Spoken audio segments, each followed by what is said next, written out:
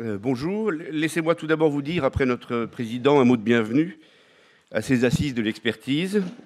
Souhaitons que, par nos débats, nous arrivions à révéler l'essentiel des problèmes qui se posent aujourd'hui aux experts en œuvre d'art, que nous sachions les exposer de manière claire et que nous sachions également en déterminer si ce ne sont les solutions, du moins les amorces de ces solutions, qui nous permettront de progresser dans notre réflexion.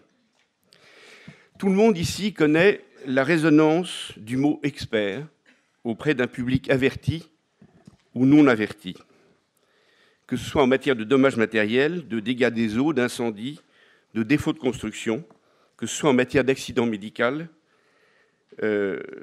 d'accident de la circulation. On fait toujours appel à un expert pour partager le vrai du faux, dégager la vérité, exprimer les bases sur lesquelles la solution, l'arrangement ou la sentence seront établis.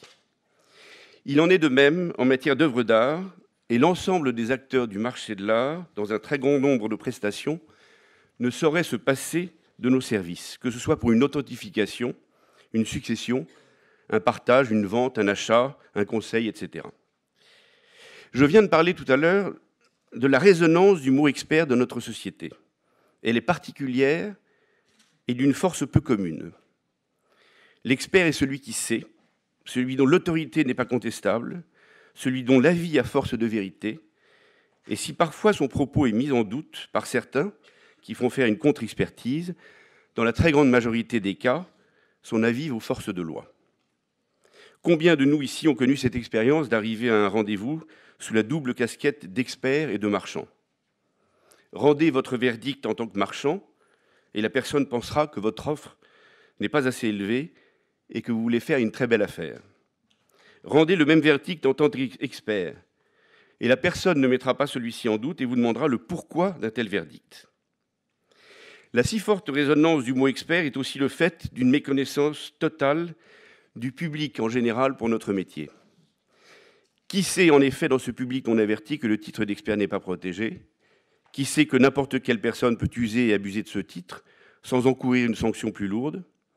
L'escroc est-il plus condamné au motif qu'il a abusé ses victimes en se faisant passer pour un expert? Non. Dans la réalité, il est simplement puni pour les faits délictueux et non pour l'usurpation d'une qualité dont il s'est paré. Pour se protéger contre cela et pour pallier au manque de règles administratives, nous avons créé nos chambres et nos syndicats.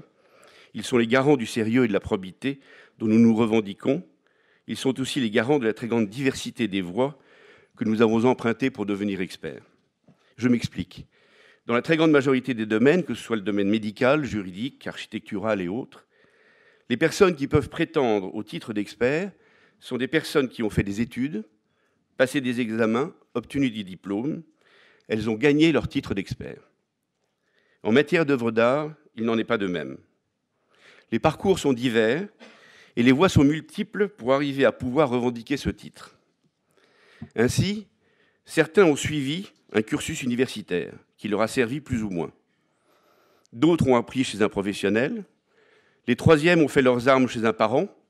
Et combien d'entre nous ont acquis leur savoir au fil du temps, des expériences, des réussites et des échecs? Nos chambres et nos syndicats protègent cette pluralité d'origine, puisqu'elles ne soumettent pas l'adhésion d'un membre à un diplôme officiel, mais à ses compétences, à la reconnaissance de celle-ci par ses pairs, et à une probité qui doit être sans faille. Si ces chambres et ces syndicats nous protègent et tentent de protéger le public contre les agissements de certains, ils ne sont justement pas assez connus du grand public. Et dans le monde virtuel qui croît de jour en jour, le danger se fait de plus en plus croissant d'un débordement de notre métier.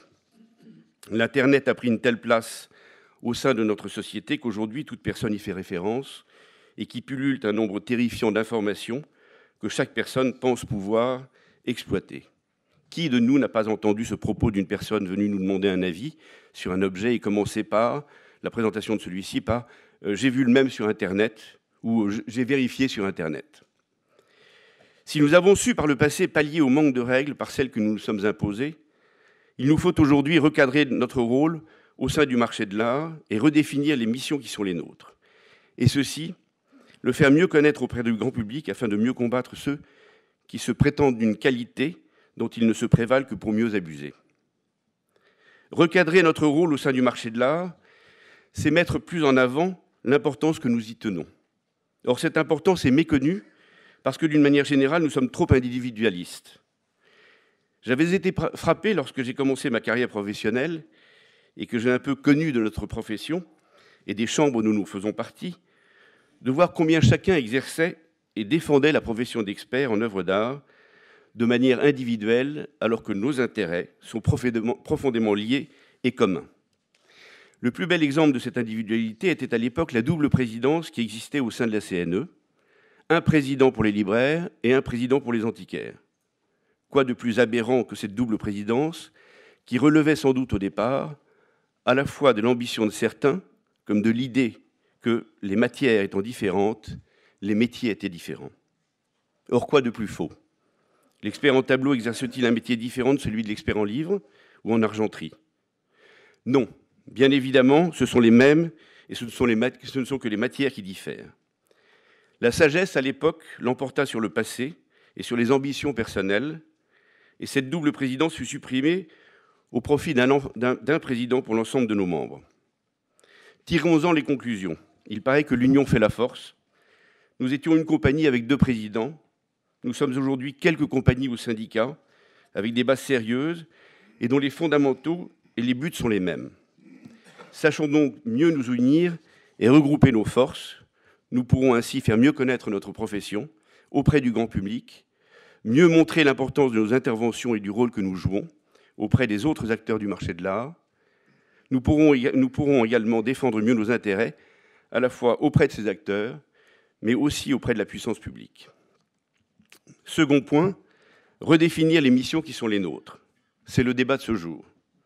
Il est évidemment primordial, il est le fait de trouver comment nous adapter au monde d'aujourd'hui, à ce monde de demain, à ce monde virtuel qui échappe à certains d'entre nous, mais qui s'impose de plus en plus à nombre d'entre nous, et ceci de manière irrémédiable, de manière incontournable. Définir les missions qui sont les nôtres, c'est jouer l'avenir face au passé, c'est préparer notre métier à des bouleversements dont nous ne percevons que les amorces, mais qui seront demain les règles de nos successeurs, et peut-être celles que nous subirons aussi. Quand, comment, pourquoi et où agissons-nous? Quelles sont les règles auxquelles nous devons nous soumettre et quelles sont celles que nous devons nous imposer? Dans quel cas devons-nous intervenir? Je ne prendrai ici que quelques exemples pour démontrer combien il est important de définir les cadres au milieu desquels nous devons exercer notre métier. Tout d'abord, lorsqu'un travail nous est demandé, l'affaire ici paraît simple. Il consiste a priori dans l'exécution de ce travail. Mais les choses sont parfois en réalité plus complexes. En effet, les conditions qui peuvent nous être imposées ne sont pas forcément compatibles avec le bien mené de ce travail. Un exemple pour illustrer ce propos. Nous connaissons tous les difficultés qui règnent parfois dans les successions. Plusieurs héritiers qui ne s'entendent pas, qui se méfient les uns des autres et se soupçonnent de faire un mauvais coup. Et voici le notaire qui se voit dans l'obligation, sous peine de se le voir reprocher ensuite, de réunir tous les protagonistes de la succession pour exécuter sa prisée. Se trouvent alors dans un même lieu, accompagnés comme il se doit, le notaire, accompagné d'un assistant, les héritiers, le ou les commissaires-priseurs s'il y a lieu, et des experts lorsqu'on leur a demandé leur aide. Il s'agit alors d'établir un acte, généralement dicté, qui fera partie de l'acte successoral, et dans lequel nous aurons rendu un avis sur un ou plusieurs objets, sur leur authenticité, et pour lesquels nous aurons déterminé un prix. Si l'objet présenté est simple, pas de problème pour l'authentifier et l'estimer. Mais pour peu que l'objet présente à nos yeux une difficulté quant à son expertise, qu'il nous demande des vérifications et que nous puissions rendre un avis définitif sans procéder à ces vérifications, que devons-nous faire? Il nous faut bien sûr refuser l'émission ou exiger que nous puissions remettre un acte complémentaire à l'acte successoral, acte complémentaire qui aura été rédigé par nous plus tard, dans nos cabinets, aidés de notre documentation et du temps de la réflexion. Nous voyons là, dans le cadre des missions qui nous sont demandées, que les choses sont parfois plus compliquées qu'elles n'y paraissent. Ensuite, qu'en est-il lorsque l'expert agit pour son propre compte? Nombre d'entre nous cumulent la profession d'expert avec celle de marchand. C'est d'ailleurs encore aujourd'hui l'une des conditions pour devenir membre de la CNE. Mais n'y a-t-il pas contradiction à l'exercice de ces deux professions? N'y a-t-il pas conflit d'intérêt à décider de la valeur d'une chose, puis à tenter de l'acquérir ensuite? Pour ma part, je ne le crois pas. Fixer le prix d'un bien, c'est déterminer en notre âme et conscience la valeur de ce bien sur le marché de l'art à une époque précise. Proposer ensuite d'acquérir ce bien à ce prix, à un prix inférieur ou à un prix supérieur, c'est agir normalement dans le cadre de notre métier de marchand, et c'est à nous d'expliquer le pourquoi de ces prix différents. Comme je l'ai dit tout à l'heure, l'une des profondes difficultés de notre métier d'expert vis-à-vis du public est la grande méconnaissance par lui des règles qui régissent l'ensemble du marché de l'art. On ne peut en vouloir à ce public de ne pas être averti. Il ne connaît généralement du marché de l'art que les échos dont s'est fait la presse et les rumeurs des conversations de salon, à savoir que tel tableau s'est vendu tel prix et telle sculpture tel autre. Mais qui sait au sein de ce public les rouages et les mécanismes des transactions? Qui sait qu'il y a des frais vendeurs et des frais acheteurs? Qui sait qu'on peut acheter plus cher un objet si l'on est sûr de sa vente le lendemain, à contrario d'une offre plus modeste si l'on n'en a pas le débouché immédiat? À nous d'exposer ces rouages et ces mécanismes, à nous de faire mieux connaître nos métiers et les règles auxquelles ils sont soumis. Le problème se pose également de définir notre mission face à l'Internet qui, qu'on le veuille ou non, pénètre de manière fracassante dans notre métier. Le nombre de sites d'experts sur le web se multiplie de manière quasi exponentielle et ces sites offrent au public une simplicité très séduisante puisque la démarche est de plus en plus aisée. Elle se fait désormais de chez soi, sans qu'on ait besoin de déplacer l'objet. Elle est gratuite, elle semble anonyme, etc. Tous arguments valables pour séduire un public qui trouvera là tant d'avantages qu'il se tournera plus facilement vers ces sites que vers nos cabinets et nos commerces. Hors des questions pour nous de ne pas prendre le train en marche. Mais comment adapter notre mission et le sérieux dont nous nous revendiquons avec la légèreté d'une expertise faite sur photo et sur les indications données par un propriétaire? À nous de trouver les moyens d'être présents sur ces nouveaux moyens de communication sans pour autant galvauder le sérieux de notre profession. À nous de nous faire mieux connaître du grand public, de faire mieux connaître le sérieux et la probité dont nous nous revendiquons, de nous mettre plus en avant et de savoir mieux défendre nos intérêts.